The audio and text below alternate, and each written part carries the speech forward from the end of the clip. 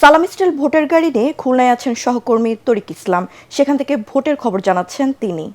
মিছিল ভোটের গাড়ি নিয়ে আমরা আজ চলে এসেছি দেশের দক্ষিণ পশ্চিমের জেলা খুলনাতে। আমরা রয়েছি খুলনা ৫ আসনে। আমরা রয়েছি ফুলতলাতে।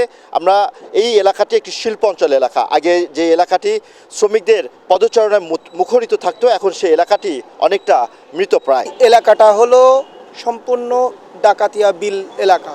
এই বিলের যে পরিমাণে পানি যে সমস্যাটা আছে, এই সমস্যাটা নির্বাচিত যেই হবে তার কাছে আমরা চাহিদা থাকবে যে এই পানির চাহিদাটা পূরণ করবে। ফুলতলা ডুমুরিয়া এটা একটা কৃষি প্রধান একটা এলাকা এবং এখানে জলাবদ্ধতা একটা বড় সমস্যা। ভূমিকম্প সহনীয় মোস্ট ডিউরেবল দেশের প্রথম থার্মেক্স রড সালাম স্টিল। সালাম স্টিল বোঝে ডিউরেবিলিটি। সালাম স্টিল মোস্ট ডিউরেবল স্টিল। তারা বলছিলেন যে এই জলাবদ্ধতা নিরসনে যারাই উল্লেখযোগ্য ভূমিকা পালন করবে আগামী নির্বাচনে ভোটের সমীকরণে তারাই এগিয়ে থাকবে, এমনটাই তারা বলছেন। তো সালাম স্টিল ভোটের গাড়ি নিয়ে খুলনার ফুলতলা থেকে এই ছিল আমার কাছে সবশেষ।